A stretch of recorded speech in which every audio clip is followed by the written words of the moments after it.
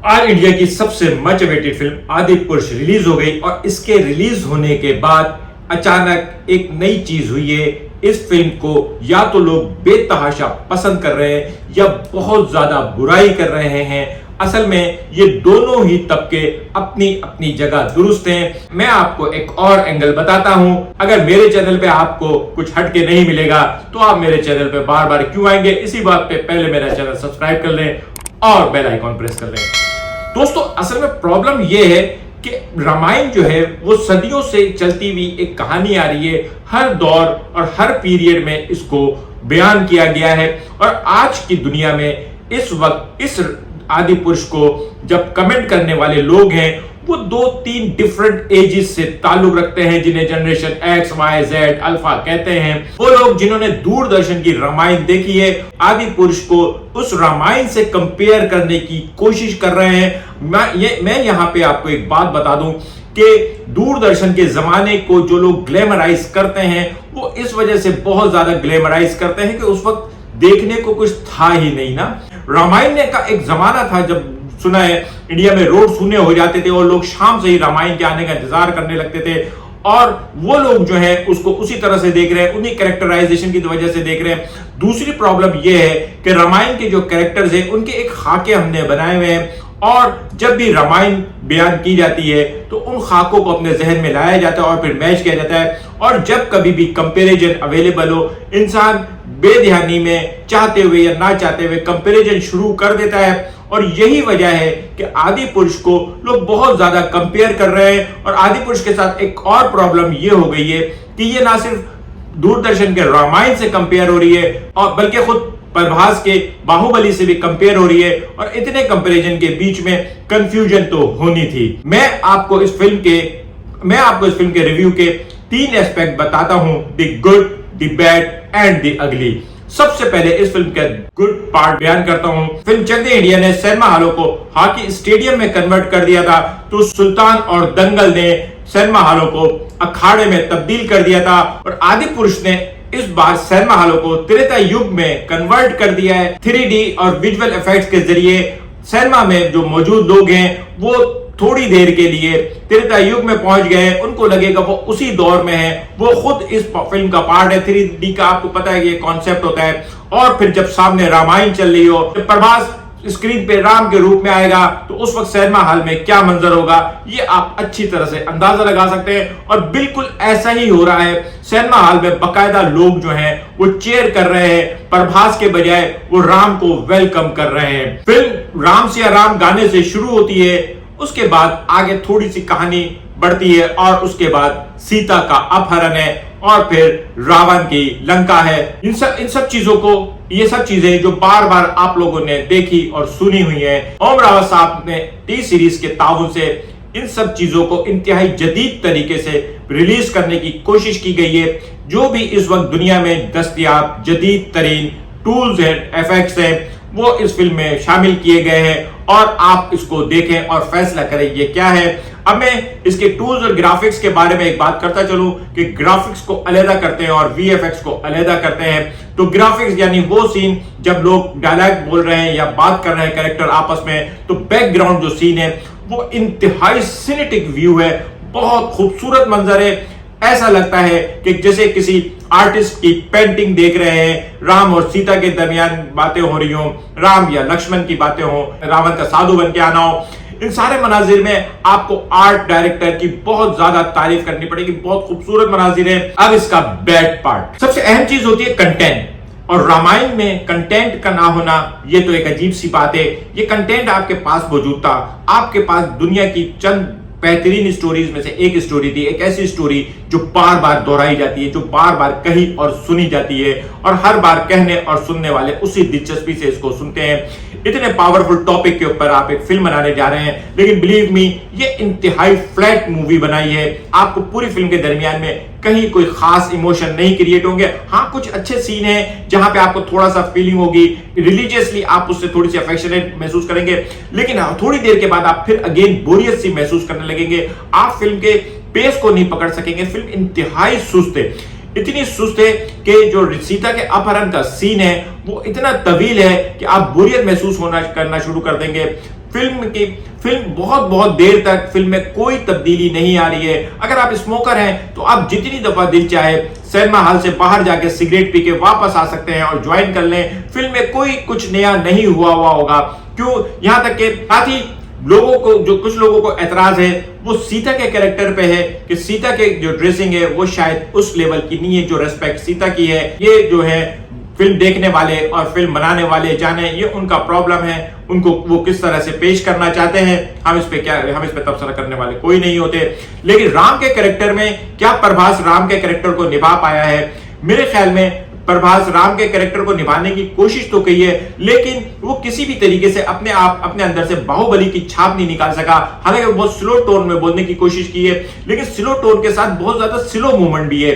आप यकीन करें, आपको लगेगा कि प्रभास जो है ना 1.5x की स्पीड पे चल रहा है। जब शुरू के सीन में राम जो है वो जब तीर चलाते हैं तो आपको लगेगा कि बहुत ज्यादा स्पीड में सीन चल रहा है, और जब सीता का अपहरण हो रहा है और जिस वक्त राम और लखन भागते हुए आ रहे हैं तो वहां पे आपको लगेगा कि बहुत स्लो मूवमेंट हो रही है। फेस में एक्सप्रेशंस भी बहुत कम है। राम के चेहरे पे जो तासुरात होने चाहिए, प्रभास जो है वो फेस एक्सप्रेशन लाने में नाकाम रहा है। एक लफ्ज है नटखट। जब कभी भी किसी भी फिल्म में, इवन के नए जदीद दौर में भी राम लखन भाई बनाए जाते हैं तो लक्ष्मण के साथ एक चीज लफ्ज जुड़ा हुआ होता है, नटखट, शरारती सा। लेकिन इस पूरी फिल्म में आपको लक्ष्मण तो नजर आएगा, लेकिन लफ्ज नटखट कहीं खो गया है।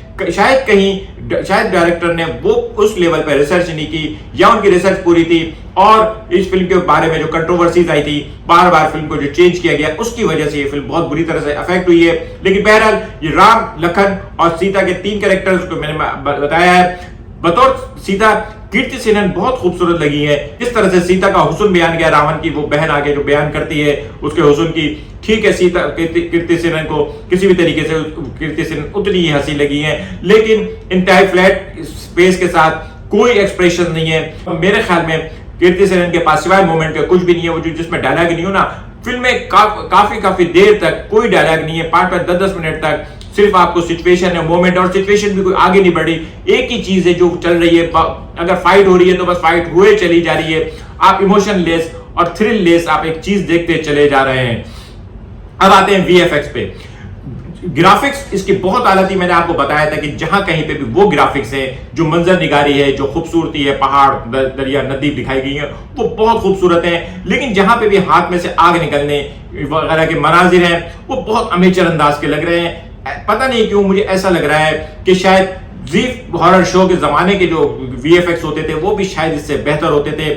कहां पैसा लगाया है, किधर पैसा लगाया है, कुछ नजर नहीं आ रहा है। और सबसे ज्यादा जो वर्स्ट चीज है वो एनिमेटेड कैरेक्टर्स हैं।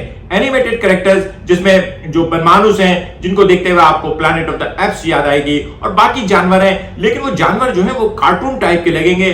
आपको लगेगा बच्चों की कोई एनिमेटेड मूवी के कैरेक्टर उठा के 4-5 इंसानों को डाल के एक मूवी क्रिएट करने की कोशिश की गई है।